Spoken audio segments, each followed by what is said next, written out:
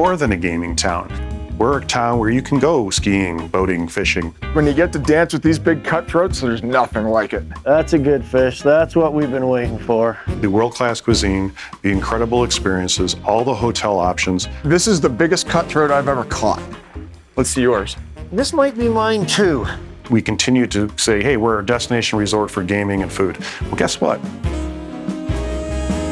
We're a destination resort for now for fishing, gaming, and food.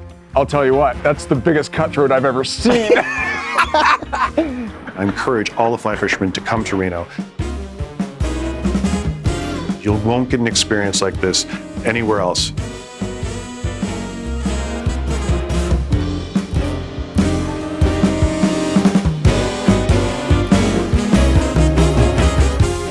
Phil, another lake, another adventure. What's going on? Well, we're just outside of Reno, Nevada on the world-famous Pyramid Lake. This is home to the world's largest cutthroat trout. We're talking trout in excess of 20 pounds. Yeah. My gosh. You can carry them like a child. So what's the techniques that we're going to be using? Primarily floating lines, indicators, switch rods, and ladders. Something you don't always see on many lakes, but it works here. This is a unique fishery. It's going to be a great few days, and if that doesn't work, we'll just strip some leeches, popcorn beetles, those kind of things, see if we can dredge something massive up. This is Pyramid Lake. This big fish adventure starts right now on the new Fly Fisher. Let's go.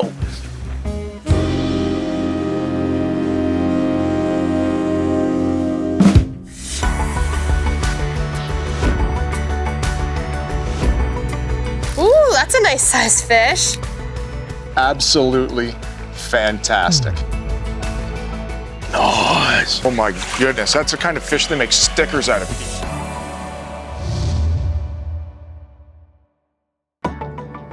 The new Fly Fisher is supported by Reno Sparks Convention and Visitors Authority,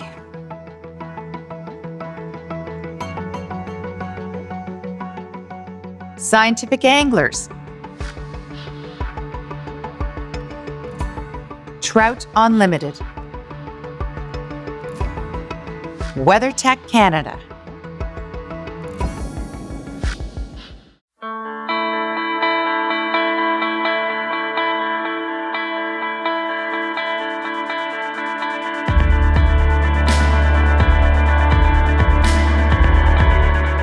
The day before our arrival, the Reno area was blanketed with an unusually heavy layer of snow. As we arrived in Sutcliffe, located on the western shore of Pyramid Lake, we were greeted with bright sunshine and snow-capped scenery, along with cold air and water temperatures. I've got a stripping rod rigged up, so it's the kind of thing we just do it. As Mark and I prepared our gear, a sense of anticipation filled the air. A little hand line action. Yeah. We couldn't help but wonder how this recent bout of weather would affect the fish and our fishing experience. The only way to satisfy our curiosity was to cast our lines and see for ourselves. You will find the Pyramid Lodge located in the small town of Sutcliffe. This lodge is a must-visit. She's got one coming on the way. Its walls contain historical images, a well-stocked store, complete with flies and gear, and a restaurant. If you wish to use the lodge as a base camp, it also offers comfortable accommodation. It is a great place to grab a warm drink and some food on a cold day, or if the fish aren't cooperating and you need a place to warm up and strategize.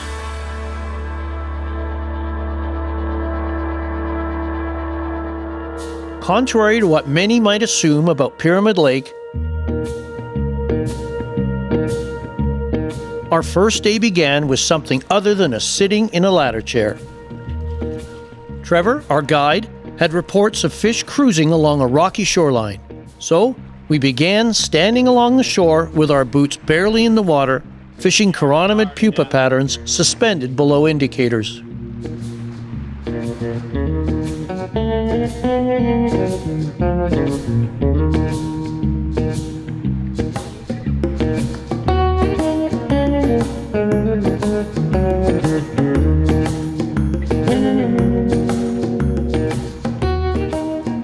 It didn't take too long before Mark had set into our first fish of the trip.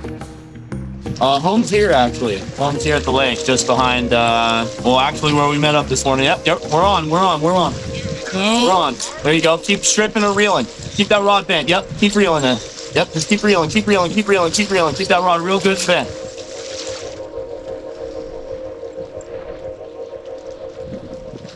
Yep.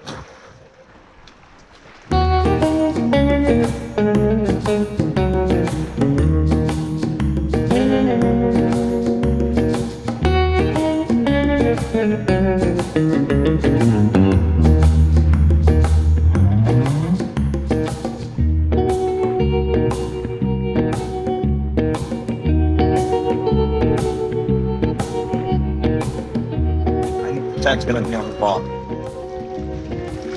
It was a juice, but don't.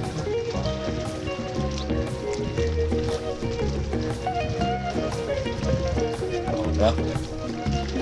Yep. Big lift, tractor. Big lift, tractor. Let's go. Yeah. Let's go. Good job, buddy. Look at the blue back on her, too.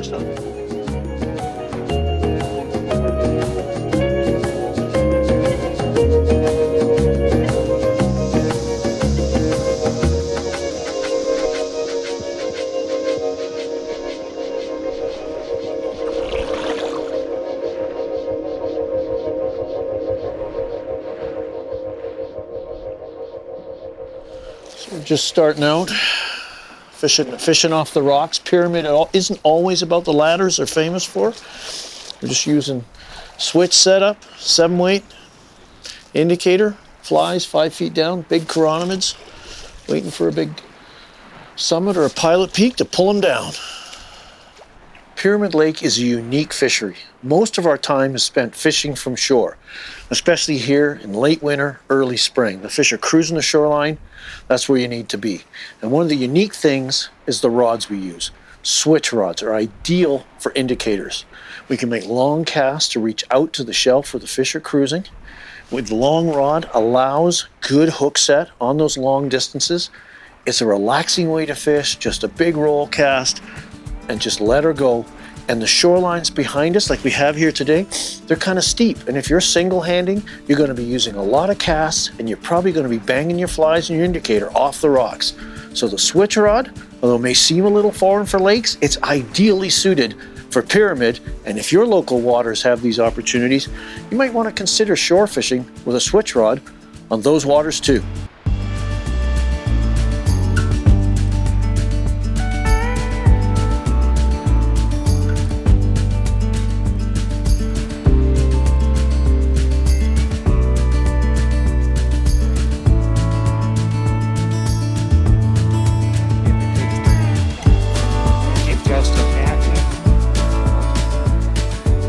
Oh, there he is. There he is.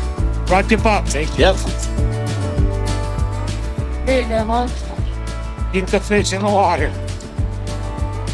Again, On the lift up, huh? Just keep that good bend in the rod. Yep, strip. Don't even worry about reeling. Yep, rod right. There you go. Rod left. And now rod right again. She's got some juice in her. She's got some juice. Yep, big lifts. Let's beat that rod left. Don't swing back around. Yep, and coming back quick.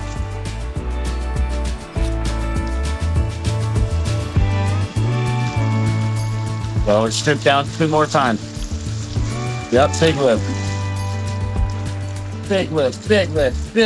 One. There you go. Let's go. Upgrade, huh? Sweet.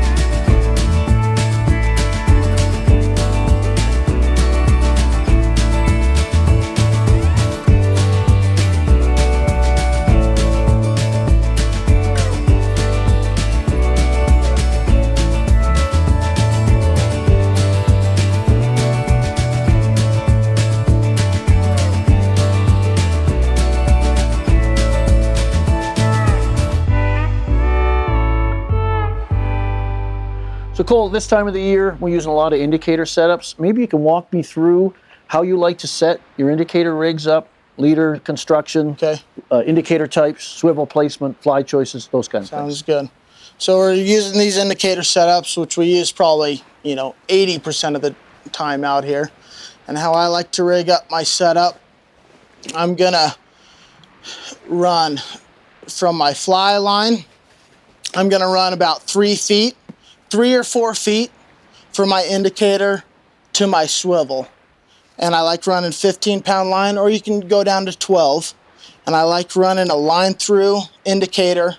These happen to be Jadicators. I really like, so you can peg them with a toothpick. And then off my swivel, I'm gonna go either 10 or 8 pound to my 2 flies. And I'm running my top fly off of a tag end. And flies can vary. I'm either running a balanced leech or a midge on our indicator setups. And I'm running my 2 flies about 3 feet apart. I hate running my flies close together. Minimum distance is gonna be 2 feet. I love, space them out. When your flies are too close together, they're not fishing correctly. And why do you say that? Mainly out here, you're catching 80% of your fish on your bottom fly. Okay. I'm mainly using my top fly just for weight, to keep those flies vertical in the water. Okay. All right. Now, fly choices. Let's talk chironomids. What sizes would you want to bring? This time of year, we're mainly using 12s and 14s. And 2Xs and heavy hooks? Heavy hooks. Yeah. 2X hooks for sure. Favorite colors? I like the Daiichi 1760s for my hooks. Colors, I love brown beads, black bodies, wine bodies are good ones. Same with copper and black beads. Any rib choices you like? Copper wire, I like brown and copper wire are my favorites. All right. What about your balanced leeches? What colors you like in those? White, brown, blacks are my go-tos. Pretty simple. Easy setup. And what's really critical about this setup is from the indicator south down to the flies, it's level. So it sinks straight down vertically in the water. Yep. You don't want to use a standard 9 or 12-foot tapered leader because they're built like a fly rod. Thick at one end, skinny at the other. They're going to sink at a different rate along their length. You're not going to get your flies to hang straight down because of that thick leader, butt material of the tapered leader. It's going to come off like this, and that's not what you want. No. That's great, Cole. Real simple. Yep. Not too complicated. Maybe we should go down and see if we can put this to work and build something big. Let's do it. All right.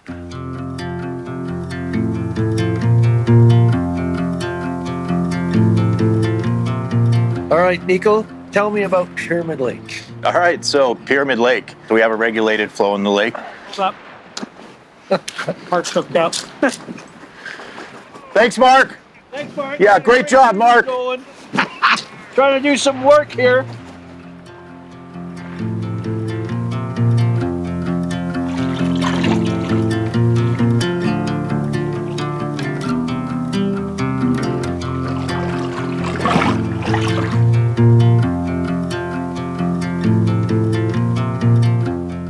So Pyramid Lake, what you're looking at behind me is the remnants was once the ancient Lahontan Sea. It's just a world away from everything. It's literal, I like to say it's literal time travel coming out here. Even though we're 40 miles and some change from Reno, from a metro city, you come out here and you're miles apart from civilization.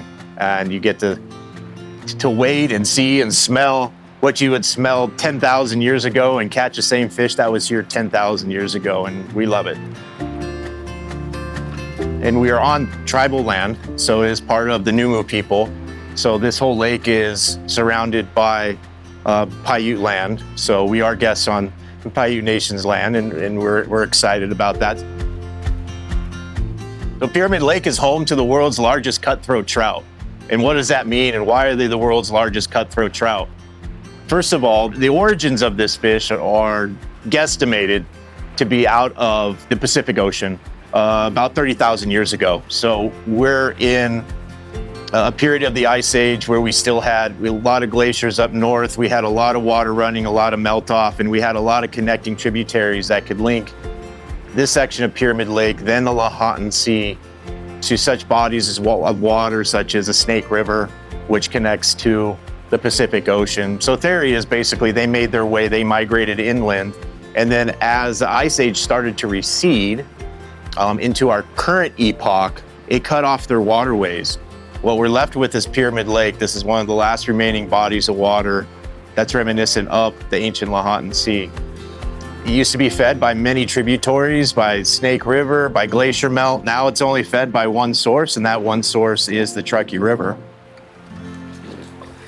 All right, go for the release. We've been catching fish that are 15 pounds or so, and they got 5 years on them, 6 years on them, 7 years on them. That's a tremendous growth rate for a trout. So that tells you they're eating a lot and that their propensity to grow so large. It's heaven for a fisherman, especially a fly fisherman, because you know whatever you throw out there, there's a big chance that it's hungry enough to eat it. Even if you're way off in your guesstimation of what they're eating, you still have that high hope, well, that's a hungry fish, one of them's gonna eat it. Our season runs from October 1 to June 30th, and that's a long season. That's longer than any typical trout season. So we really have 3 different attack methods when it comes to chasing these Lahontans over that 9-month period. So while you're at home, like your trout season closes down in October or whatever the regulation states or whatever the weather tells you to do, we're open. And we got the world's biggest cutthroat trout out here. Nothing better to chase and come out here and spend your winter. Don't Jones to go trout fishing, just come here. It's easy to get to. You fly into Reno, 40-minute drive north, and you're here, and you got tons and tons of shoreline to fish, and it's just an absolute blast. So if you need that trout fix, this is the place to go. No other place in the world. Best trout fishery, hands down, for stillwater trout. Just can't beat it.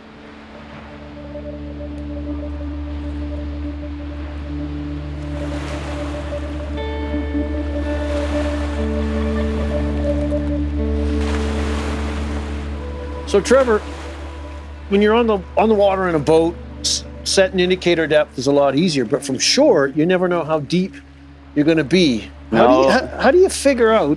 Yeah, shore deep? depth finding is way different. They're great. They link to your phone. I think they're called Deepers, or Garmin has a few of them. But you've got a But out here is, system. yeah, much simpler. I mean, way simpler. If you guys want to see this guy, we've all seen him. We've all maybe done a little boat fishing ourselves. This is a rubber core weight. Really simple, but light enough to cast, which is the main thing, okay? So bottom bug, say we got, let's see here, I'm 6 foot tall. That looks like a 6 foot leader section from bottom bug to my indicator. I'm gonna go ahead and just kind of pierce that rubber, okay? So now we got a little weight on there, all right? So this weight's heavy enough to where it'll sink our indicator. So if we're 2 feet under, when this weight is on the bottom and our bobber is 2 feet under the water, if we take that weight off now, then we know we're 2 foot off the bottom. We're riding perfect. We're not gonna snag in that scenario. Yes, you can do the casting thing. This is a $2 pack of weights that you get from Bass Pro Shops. Yeah. Anywhere you could find these rubber grommets, that's what you need. We're using a very light setup here, okay? So this bug weighs 0. The weight, on the other hand, weighs a lot. So that being said, we're overloading our rod here now, okay? So you want to be very careful. You want to go very nimbly about this. No power casting or anything like that. I'm going to throw that puppy in there. Big exaggerated cast. Okay, 1 cast.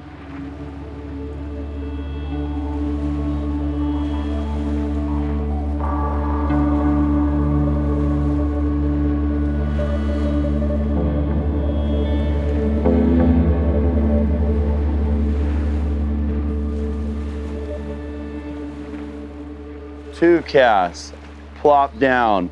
Everything's moving. So kind of a touch and Throw go. it. It's a very touch and go kind of cast scenario. So now it's sinking. We're on the bottom. I'm gonna allow some slack to go out so it'll go straight. So I know the exact depth. I could see it. It's about 1 foot under. I'm gonna come back, strip all my line back in, my weight, my bugs, everything. I'm gonna take my indicator and raise it until it floats on the surface of the water. When it floats on the surface of the water, I know I'm exactly how deep the water column is.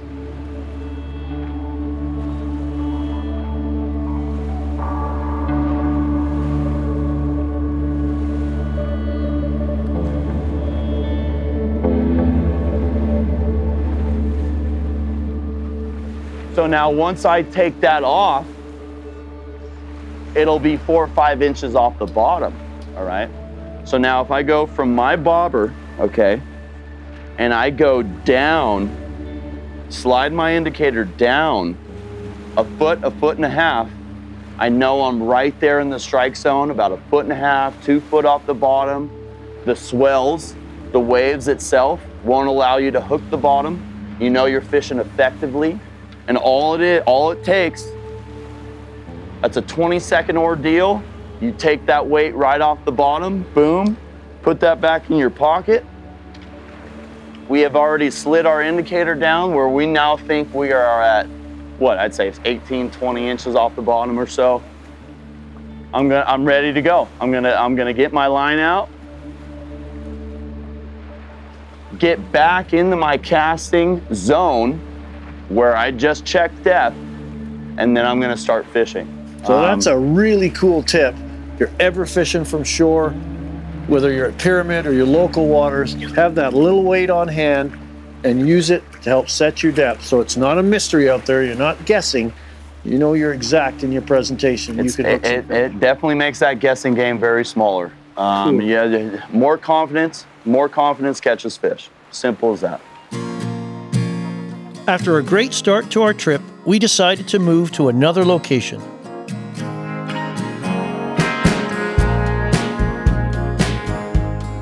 But only after Mark and I had benefited from a hearty calzone lunch.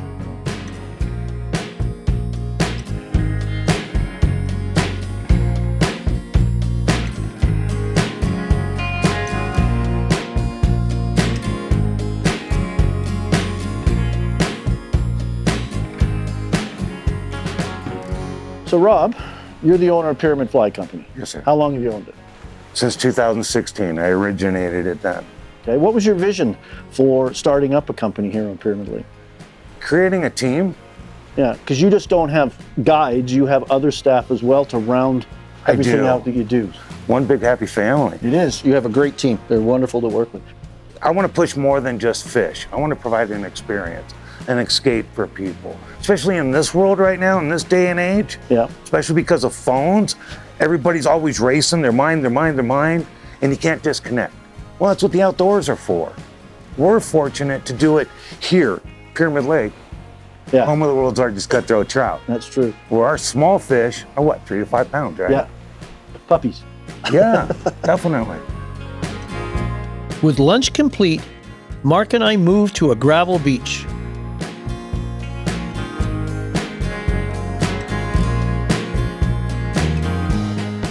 It was time to experience Pyramid from the comfort of a ladder chair.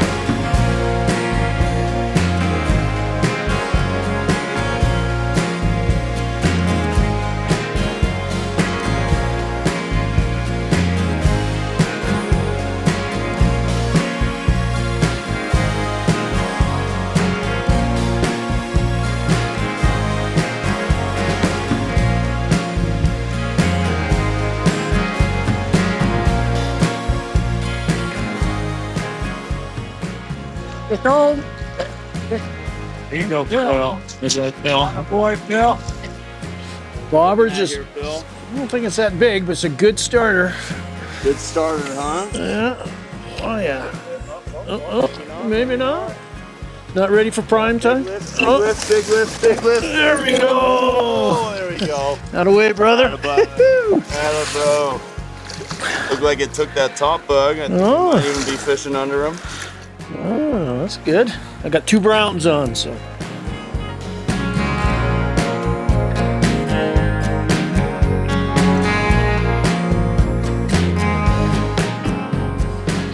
Hazel area, like Sunrise, right in the city. So I hooked into a 14.5 pound. There he is. Yep. It's a bit after lunch, and it's been slow. As you can see, everything is slicked right off here, and that's not good for fishing these big cutthroat. They feel protection in the chop, and obviously when it's not super sunny out. So, we've been fishing, you gotta stick at it, and the indicator just dropped a little bit and set the hook, and we've got a good fish on, I think. It looked pretty red. Now, what's interesting here is that these fish travel in packs. So, you'll see somebody along the beach hook one or miss one, and get ready, because there's a chance that pack is coming through, and they're gonna swim by your chironomids, and hopefully this is the beginning of something fun this afternoon. This is a good fish. He's got some vinegar to her. Oh, they're so strong.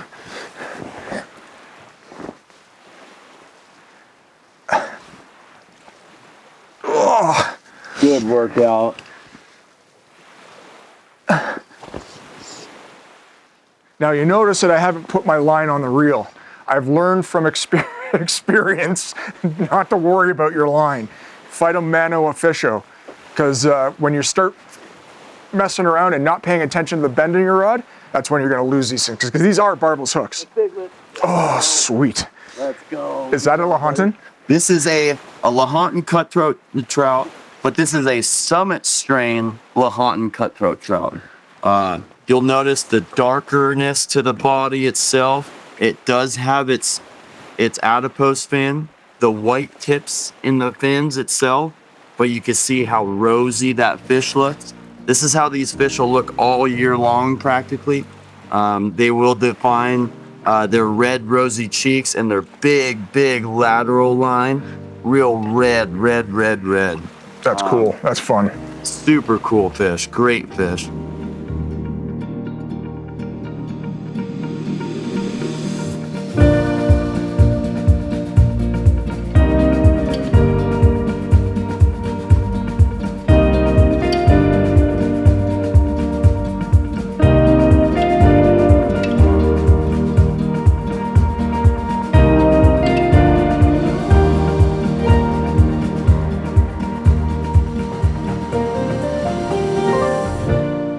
Many people refer to lakes as still waters.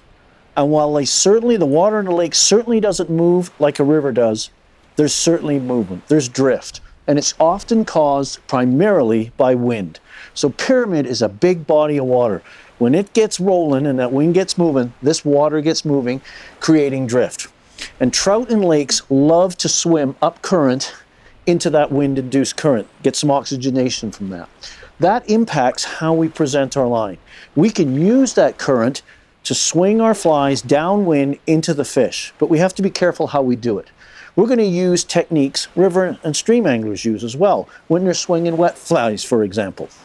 We're going to use the benefit of these long rods to make reach casts and mends. The one thing we don't want to have happen is a big C start to form in our line, because we're trying to strike around a curve if our indicator goes down, or we feel a take if we're fishing without indicators. And also, it tends to speed the tip of the line up because it's trying to catch up with that midsection. That increase in speed moves your bugs a little unnaturally, and can also, in really windy conditions, instead of them hanging vertically now, they're going to start to pull up like this and get out of the strike zone. So using the wind to your advantage, using the benefits of a long rod to make reach casts and mends, and just let that line swing downstream.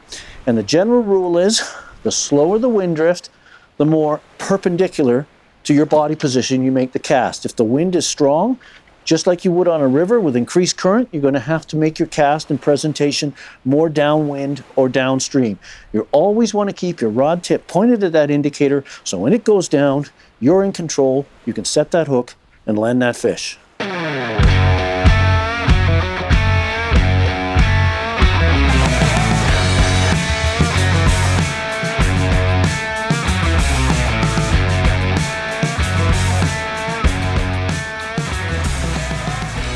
What time is it now?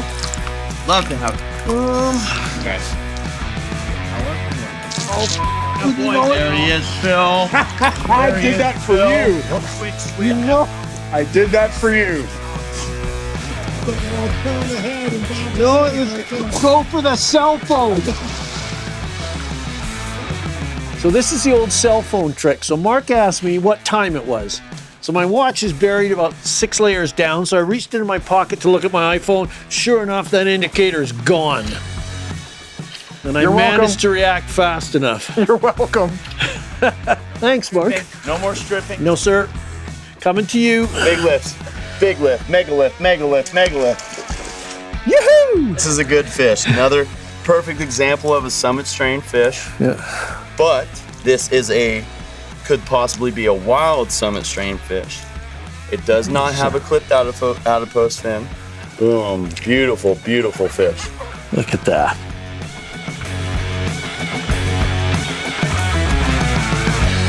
For Sandy, where you're at right there for you? Yeah.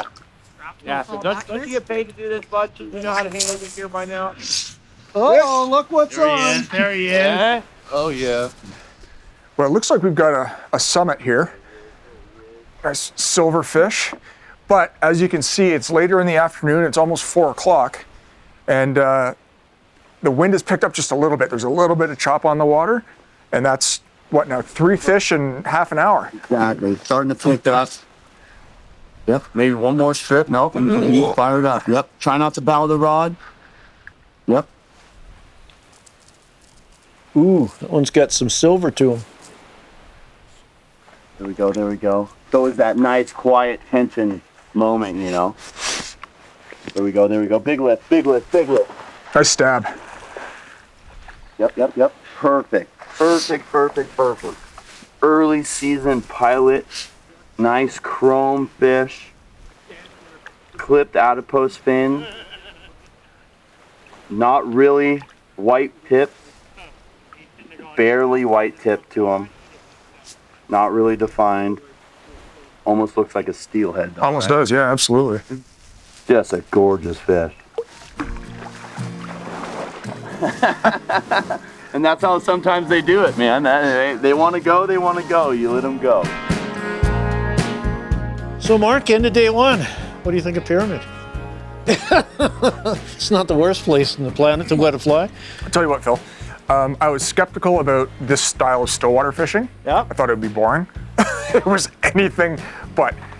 Every single cutthroat I caught today was the biggest one I'd ever caught. Yeah. So tomorrow, they're probably going to get even bigger. Right. Those are nice fish, but this place is legendary, right? Yeah, well, we saw some swirls today that were 4 or 5 feet in diameter. So there's some monsters in here. So we'll go get some food, get some rest. Back to the casino.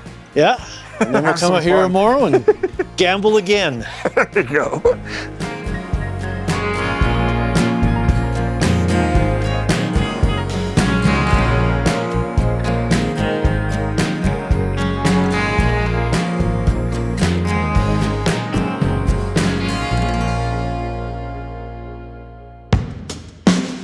In addition to the world-class fly fishing Pyramid Lake and the Truckee River offers, there are many attractions for the visiting angler, or perhaps those who don't fish, to see and do in the greater Reno Tahoe area.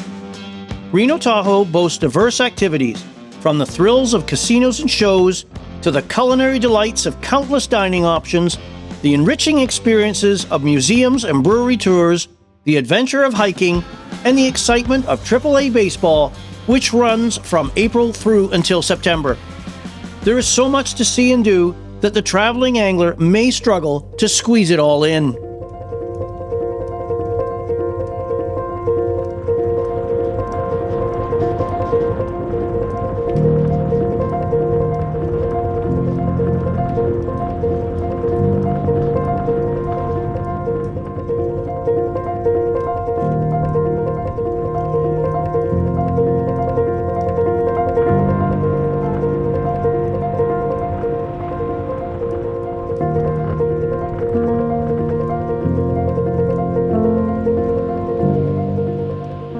Well, Phil, what a difference a day makes. Do you like this wind?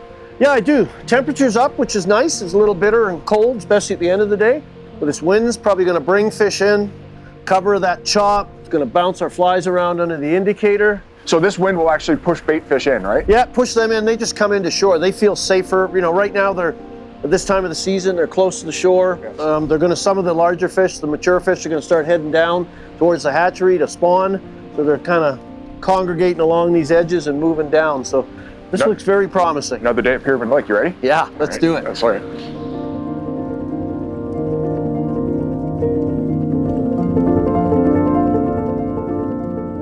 Today we were fishing from one of the shallow gradient beaches for which Pyramid Lake is famous for.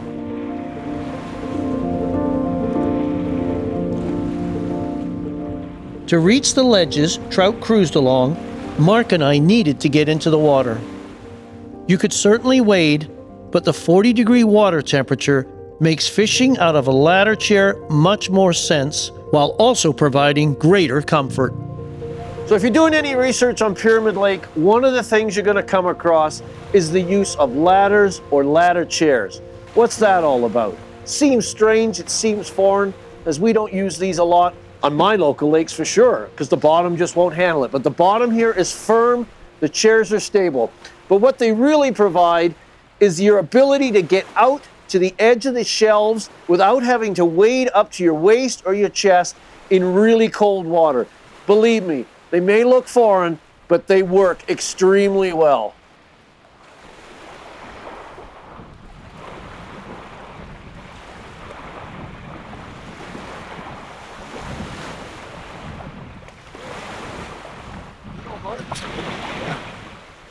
Couple minutes in, these waves are fantastic for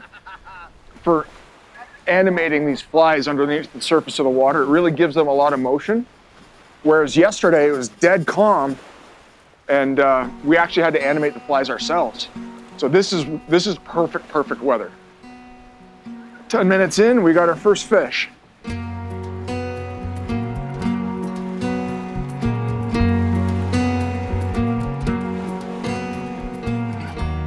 These things fight so hard.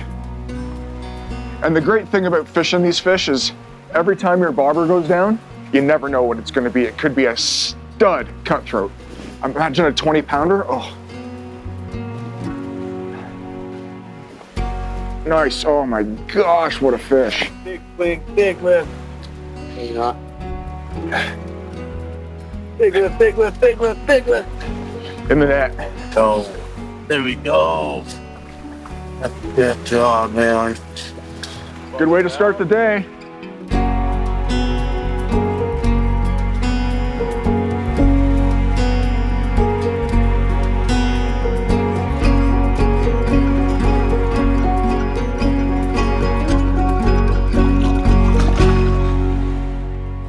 So Morgan, one of the unique things about Pyramid, beside these monstrous cutthroat trout, is the use of a ladder chair or a ladder. Why do you use those? So the ladders help us and they enable us to get to the ledges, the drop-offs, allow us to get up out of the water, get out of that 40-degree water, get up out of the water, get elevated, make casting easier, make us a lot more comfortable. We got chairs with seats. We're bored, the fish aren't biting, we can sit down, take a nap, and then the fish wake us up with the bobber down. Yeah. So it's biggest key for those is getting up out of the cold water, getting to that ledge, being able to cast without freezing all day. Okay. Now, you have sandy beaches here, you have tufa beaches, and you have cobble like we do here. Yes. Are there any tricks or tips you can give for setting up the ladder or the ladder chairs on those different surfaces? Well, as we all know, sandy beach is pretty easy. We could walk out, stab the chair in the sand quite easy. A cobble beach, we got to do a little bit more work. Cobble, we got to move around, we got to kick it around a little bit, enable those feet of those ladders to actually sit in and get stable. If we're not stable, we're not comfortable, we're not able to fish. We help a lot of people out. We have people fishing from all ages, 5 years old to 80. If we're not comfortable sitting in those chairs, it kind of defeats the purpose of fishing. Our main goal is comfort other than catching fish. The seat in the sand makes it really, really easy to be comfortable. The tufa rock, we got to do a little bit more work. The tufa, sometimes we can't put the chairs in because we can't move that tufa rock. Big. Sometimes, yes. Tufa is kind of stable. It's kind of ingrained in the rock itself. So we're looking for cobble to move, or we're looking for clay that we can actually jam the tufa, jam these chairs in there. Okay, so there you go, ladder chairs and ladders. They make perfect sense here. Give them a try. It's a great way to fish Pyramid Lake.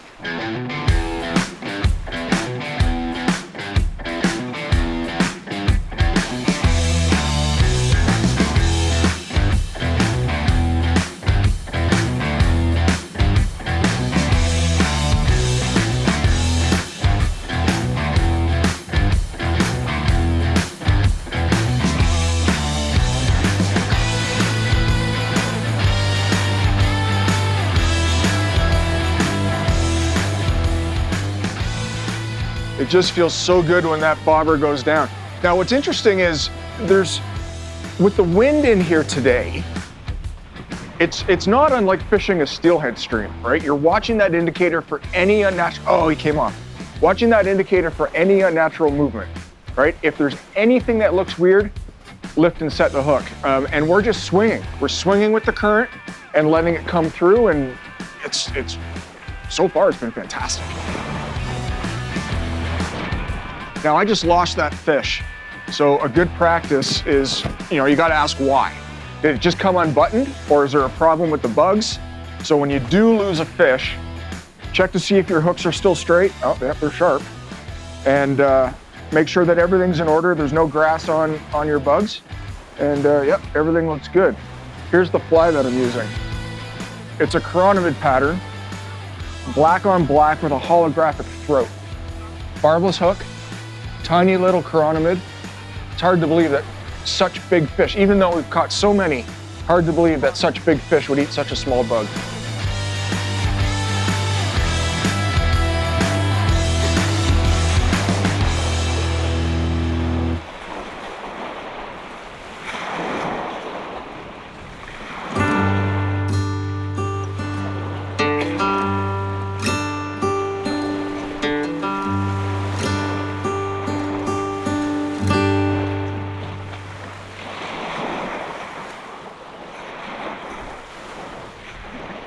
I'll net them for you. Yeah, okay. Thanks, Mark. So this, not all takes are a classic here it comes. Down bubble trail. This one just sort of seemed to bounce out of sequence with the ripple of the chop. So I set on it. Hook sets are free and take them, and lo and behold, sprung to life, and I have a pyramid cutthroat. Not the biggest cutthroat in the land, but you never know. The next one could be 20 plus pounds. Where do you want it, my friend? Not the biggest. Skunks out of the boat. Out of the boat. Yeah. And look at that. I think that's your fly, Trevor. Isn't it though? Looks pretty in that mouth. Yeah. Yeah. Still holding up? Who would have thought? Who would have thought?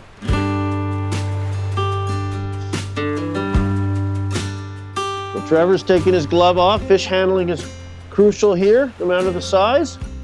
Doesn't remove that protective slime. Off he goes. Thank you, my friend.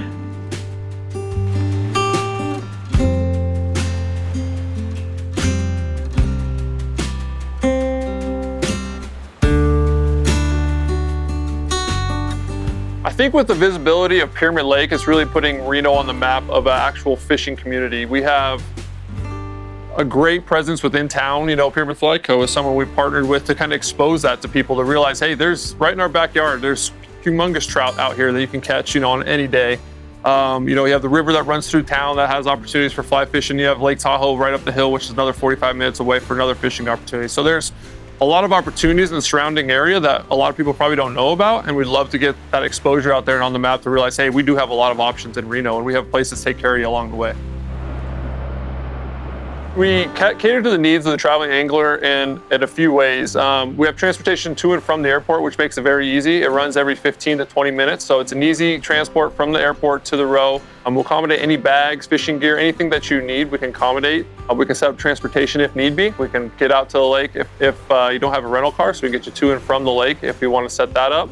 There's plenty of other things. We have a spa there also, after a long day, being cold at Pyramid, getting beat up by the wind, go get a massage, go sit in the sauna, go sit in the salt room. We have options there, for any kind of needs. We have over 4,000 rooms for people to stay at each one of the properties. We're over 100 food and beverage outlets, so it's very unique. We have a showroom, convention space, outlets, casino floor, everything you need if you want to have a good time. We have plenty of bars there too for all the fish stories you can tell at the bar.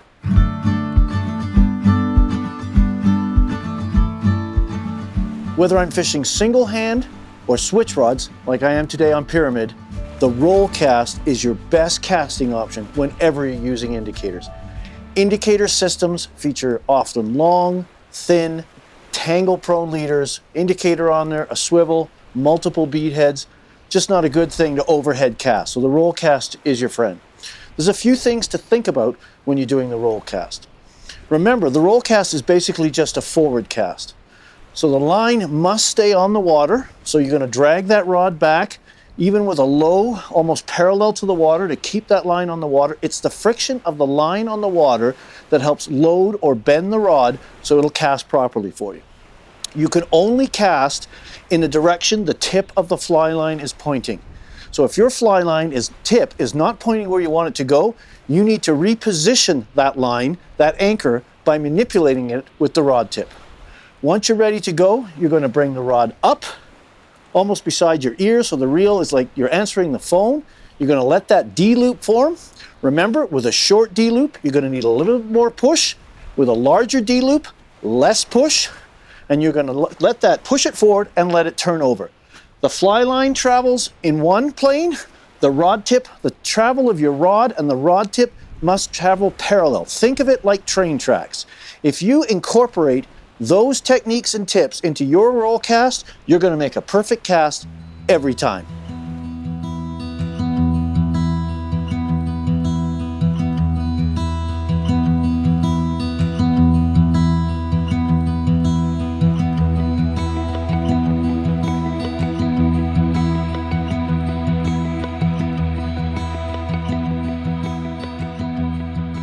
As we broke for lunch,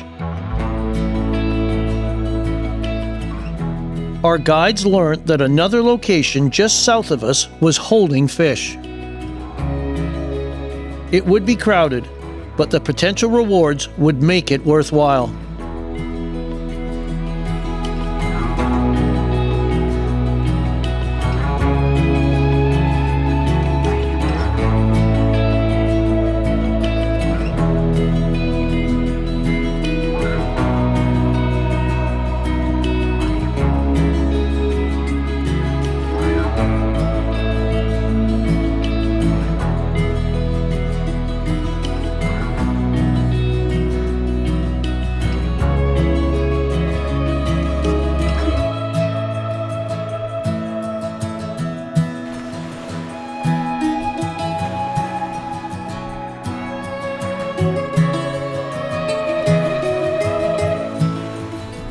Good fish.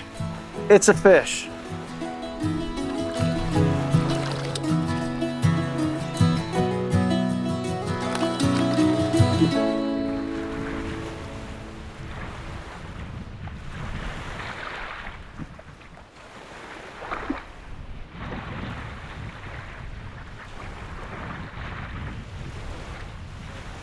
Moved to a new spot, and we seem to have some residents, some people home. Double. Oh, Mark's on. We got a double. Who's gonna get it first? Double trouble. That one's looks decent. Oh yeah, that's a good fish. That's a good fish. That's what we've been waiting for. You got a good one, Phil? Yeah. I don't think he's ready for prime time yet.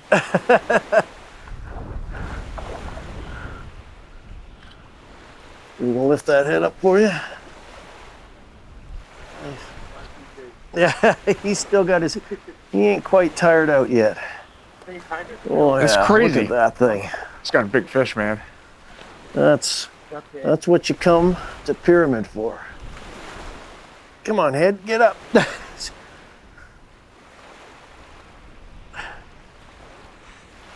Yep, upper arm's starting to burn. You mean you didn't start working out before you came to Pyramid? No. Maybe we should have, when we got up this morning, hit the gym. At the Silver Legacy, should have gone to the gym. This is a good fish too, I think. Yeah. Try it. Yeah. Whoa. Oh.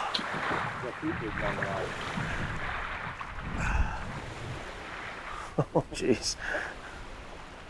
Oh, we got it. Yeah. Oh my gosh, Phil, that's huge. Head up, head up, head up. Yeah. There you go, dude. Woo. That's no slouch either. No. I think we'll climb down for a little grip and grin with that one.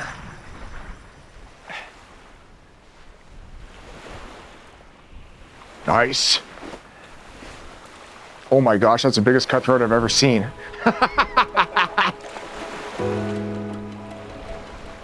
All right, Phil, let's take a look at these.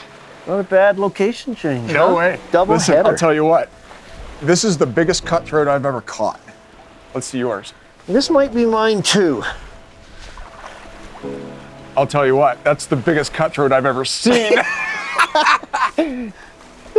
What a thrill. Pyramid Lake, unbelievable. Home of the world's largest cutthroat, without a doubt. And there's bigger ones in here than this. That's crazy. Doubleheader, how fun is that? That's fun. All right, let's let him go. All right, and do it again.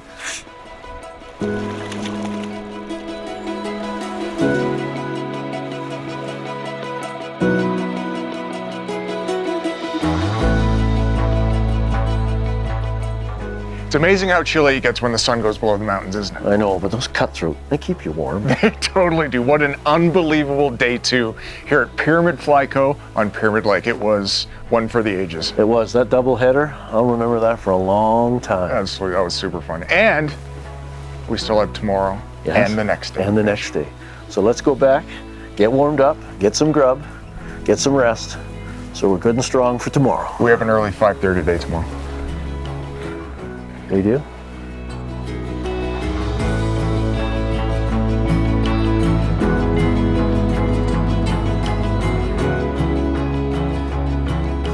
Mark wasn't kidding when our guide said it would be an early start. We were up and on our way well before dawn. We were facing potentially tough conditions, a bright day with light winds. Our best chance to hook a fish might be at first light, or if the wind came up later in the day, to create a chop that diffused light, providing cruising trout with a sense of protection to venture shallow and feed. The spot we would explore is one of the most popular locations on Pyramid Lake, so an early arrival would allow us to pick our spot better. So Mark, part of the pyramid experience, besides the different locations and the variable weather, are early morning wake-ups, and we took care of that this morning. We sure did. The alarms went off just before 4 o'clock to get here, to get set up, because the morning bite is fantastic. Yeah, so let's set up, see if we can make that a reality. All right, so we've got a different situation today. The wind has died right down, so we've come to a spot that has a lot deeper water. So instead of fishing 6 feet under the indicator, I'm up to 11. Yeah. What about you? And I'm about 10. So we're gonna try and work that deeper water, because in these calm conditions, fish are a little less reluctant to expose themselves in the shallows, so we gotta go out a little deeper to find them. All right, man, catch them up. Let's go.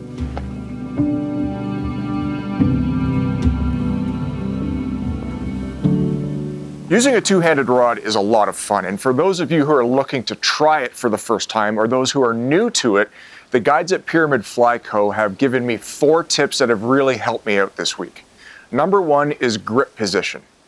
You've got a long cork here that you can really put your hand anywhere, but to get the proper pivot point so that the rod loads properly, they suggest that you hold the rod high on the cork, and I like to actually put the edge of my thumb right over the end of the cork so I know where my thumb is on the cork while I cast.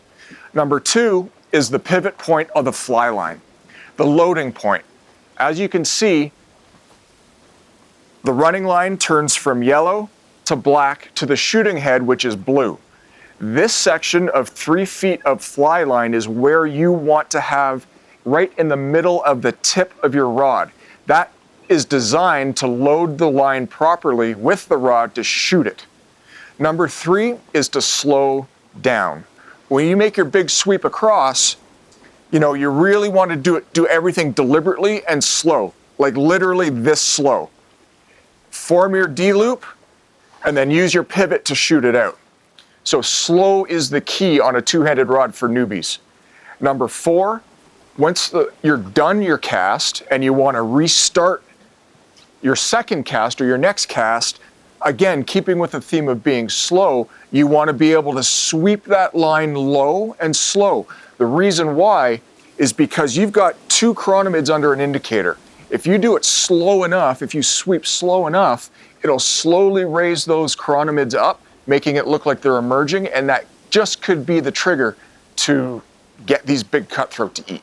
So 4 tips, really simple tips that'll help you be able to get those chironomids out to where those fish are.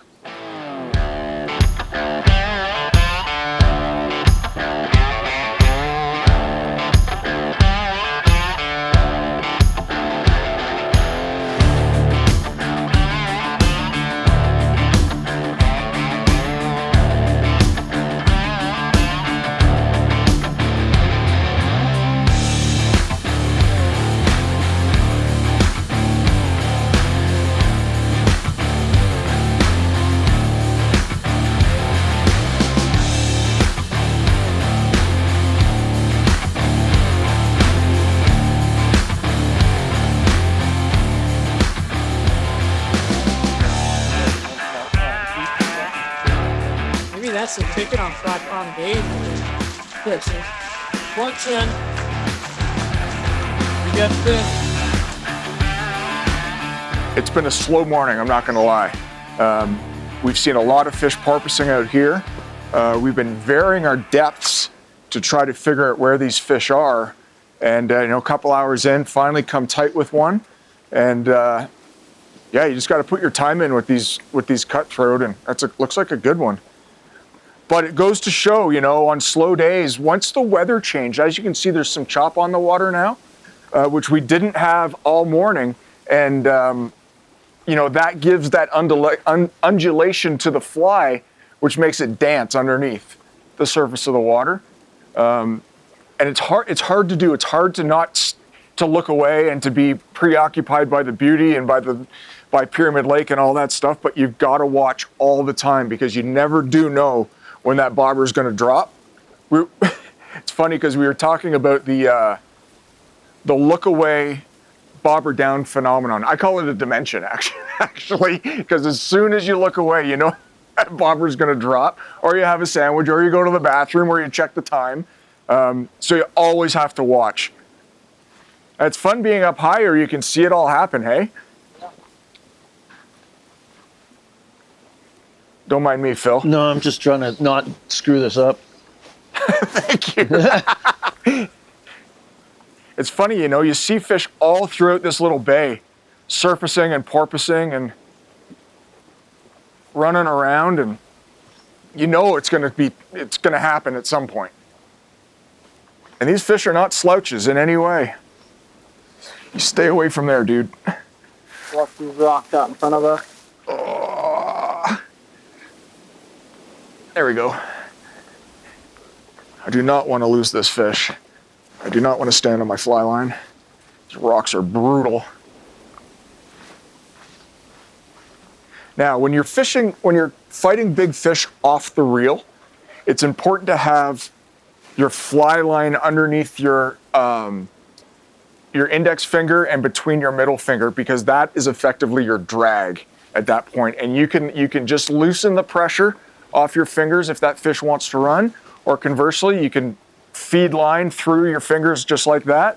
You don't necessarily need to put the fish on the reel. I lose a lot of fish by wasting my time getting the line on the reel, because you'd lose that bend in the rod. With barbless hooks, any head shake, when the line's not completely taut, that fish is going to spit the hook.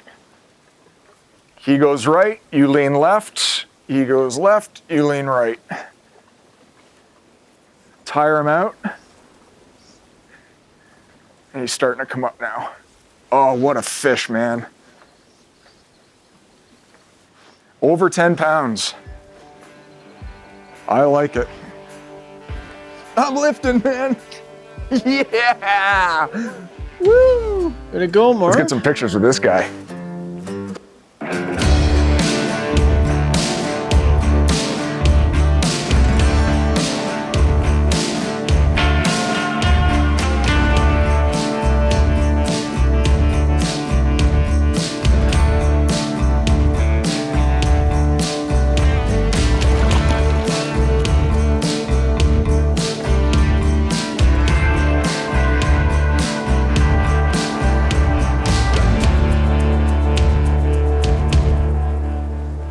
So when you're fishing indicators, whether it's here on Pyramid Lake or your local waters, there's 3 basic retrieves you can use. The first one is really no retrieve. It's just heave it and leave it. Chuck it out there, let it sit, and just let Mother Nature, the wave action that animates the indicator, that transmits down to your flies, and just makes them move seductively. This is really great technique to use when the fishing is kind of slow. They're not very active, they're not willing to chase, cold weather, pressure changes, lunar phases, things like that that throw stillwater trout off. The other option is a hand twist. So a hand twist is literally pull on the line, open the palm of your hand, catch it with your pinky, and bring it back. Or you could catch it with your ring finger and bring it back, or catch it with your middle finger. And just slowly track those flies back from where they landed and settled and cover all that water back until you have to recast again. The other retrieve option is a slow strip. So literally grab the line like so, give it a long, slow pull. So that indicator creates a wake. It doesn't hop, it just has a nice smooth wake. That's gonna pull the flies up on the pull, and as you pause, they're gonna settle back down. And that rise-fall motion can attract fish to the fly. So this is the time you don't wanna look away, because quite often, after that indicator settles, shoot, she'll shoot right under. So those are your 3 retrieve options. Heave it and leave it and just let Mother Nature fish it for you. The slow hand twist to cover water back to your recast position, or the slow strip that makes your flies rise and then flutter back down. That motion attracts fish over and they take them.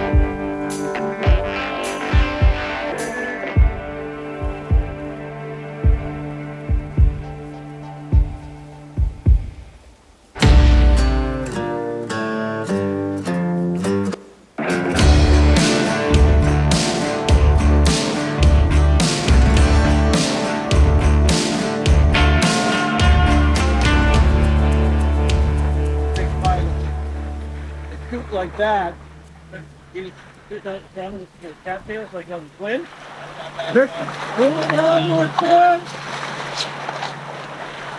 Pull on.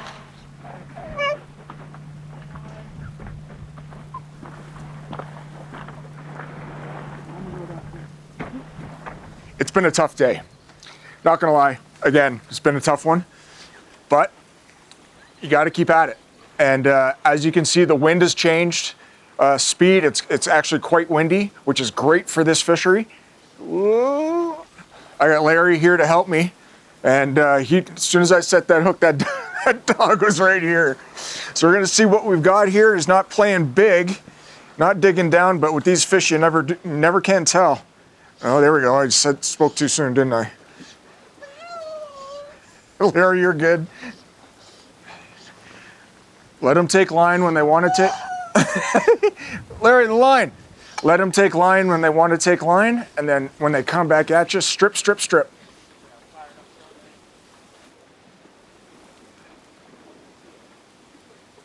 You know, the way he started to fight right away, he came in, I thought he was just a smaller fish, but he's woken up. Larry's just shaking. So excited. You know, this last week, the fishery's been really good in the morning. There's a little bit of a lull around lunchtime into the afternoon, and then around 3 o'clock, it picks up again, and it's just after, it's about 3:30 actually in the afternoon, and playing true to the pattern. He's digging down for them. Worried Larry's gonna go for a big leap. I can't tell you enough how important it is to stay tight with these fish with these barbless hooks, especially on days where you only get a couple of shots. You want to make sure you knock each one out of the park.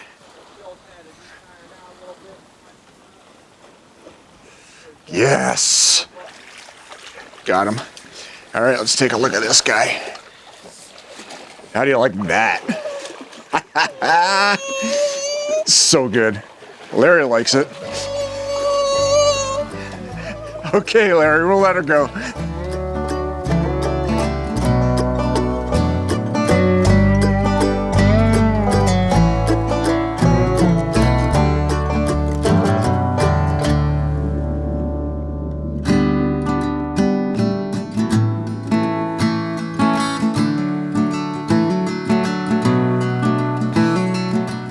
So Cade, we've been out here this week fishing predominantly floating line, strike indicator setups, but I know and I've heard that stripping flies, and particularly popcorn beetles, is a really popular way to fish here. Maybe you could walk me through how you guys do it, your rods, your line choices, leader setup, favorite flies, and the retrieves. Yep. So we like to start, we won't fish anything less than an 8 weight all the way up into our 10 weights out here. You know, the fish aren't small and they do hit pretty hard. And same goes for lines, right? We're gonna match those lines to the rods. Your 8 weights, you know, even into the 9 weight seeking lines, if you can find the type 9s, you know, you wanna get down to the bottom as quick as you possibly can, more time in the water. And then our leader setups as well, you know, we keep it in a total length of about 8 feet. We'll run, you know, we don't go much further than 3 feet from our fly line down to the swivel. Okay. And then we'll keep, you know, a pretty good distance between that point fly, the floating fly, to that bottom one. We'll keep it about, you know, 4 to 5 feet, generally, sometimes even longer. And that's just, you know, to keep those from not colliding midair and stuff like that. So popcorn beetle colors? So top 3 favorites for me, the top 1 would be, you know, your white and chartreuse would be a really good pattern. And then, you know, don't be afraid of, you know, black foam and orange foam and all that. But, you know, for the dual color pattern, you know, I do red, black, purple and black. And then your, you know, your classic popcorn beetle would be the white and chartreuse. Okay. And that's called, you said that's called a tadpole? Because the tadpole is when the popcorn has a tail. Because the fly was originated by Doug Ouellette. As just the popcorn beetle. That. Yeah, it's kind of like a gurgler with no tail, isn't it? Right, yeah. Exactly. Yeah. And then he found out if you had a tail on it, you might catch more fish. Right. Not a bad thing to have happen. Exactly. You also mentioned in this time of the year in the spring, you're using brighter colored versions as well. Exactly, like getting into you know, your oranges or maybe even pinks, rather, you know, white and pink, or, you know, this one's a full orange. Yeah, more of a tractor color just because they're all fired up? Exactly. Okay. Exactly. You'll see it a little better, especially in like mud lines too. We get some mud lines out here. This lake does get windy, so we'll put those darker colors out there and brighter colors. Okay, and what kind of retrieves are you using? For retrieves, my top 3 favorite would probably be, you know, that long, you know, pull to a pop. Mm-hmm. And then, you know, you can speed it up to a constant pop. We like to call it the pyramid bounce, you know, so you have your rod and you're constantly bouncing that and stripping that in. And then, you know, don't be afraid to mix it up and, you know, slow it down, go fast, you know, back into slow. And then a lot of times too, they're notorious for eating it right at your feet. Okay. So, you know, speeding it up on your retrieve when you're coming into off that ledge, you know, speeding it up to there. Okay, all right. So typical retrieve, cast it out, let it sink right down to the bottom. Yep. Start those varied retrieves and fish it right back to your feet almost before casting again? Yeah, you want to be able to see, you know, they're white. You want to be able to see those before you're recasting. Okay, and the take? The take's like a wall. It's a brick wall. You know, you'll feel it. You won't go, was that a bite? You know, it'll be gone. It'll be taking you out before you know it. This sounds exciting. Maybe we'll have to go give this a whirl. Right? Heck yeah.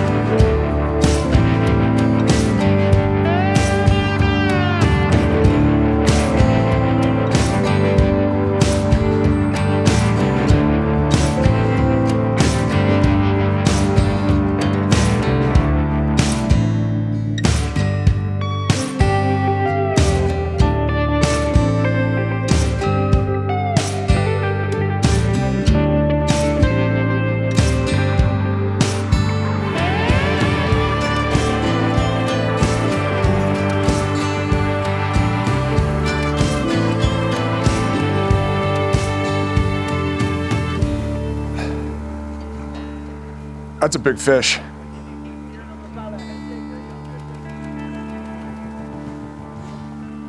Oh yeah, it's a big one. This is a big one. So I've been playing around with depth here, anywhere from 9 to 12 feet. And I seem to have hit the sweet spot at 11. Because the last couple of drifts through, I lost one fish, and it's just been fish after fish, and this is the biggest fish of the day, maybe the big fish of the trip for me. And she is the boss. Larry hasn't got excited yet because she hasn't seen it. He hasn't seen it. Oh yeah, that's a good one. You think that'll go over 10? Oh yeah.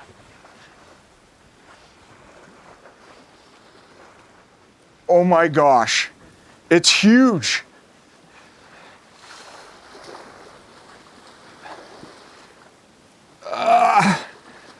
My arm is burning.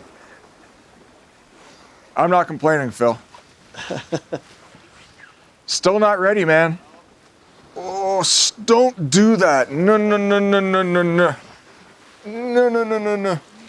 Ooh, that's nice. Oh my gosh, it's in the net. Woo! Look at the size of that. You better get down there and give that a hug. I think so, yeah. Oh my heavens. Is that your biggest cutthroat? All right, wait till you get a look at that. What a thrill. What an absolute thrill.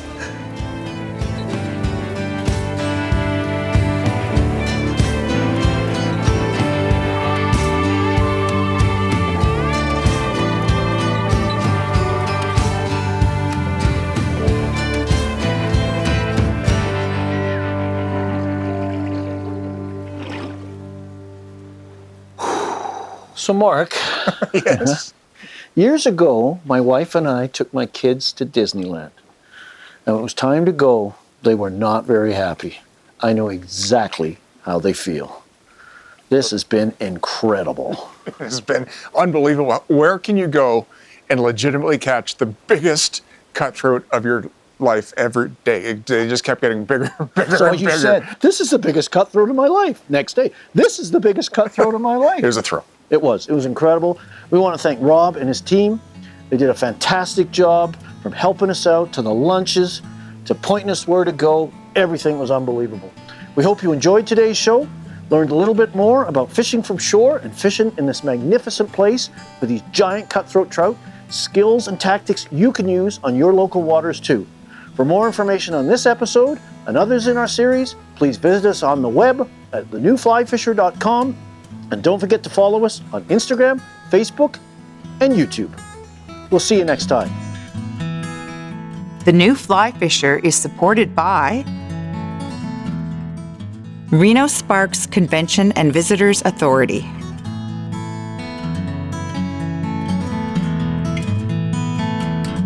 Scientific Anglers, Trout Unlimited,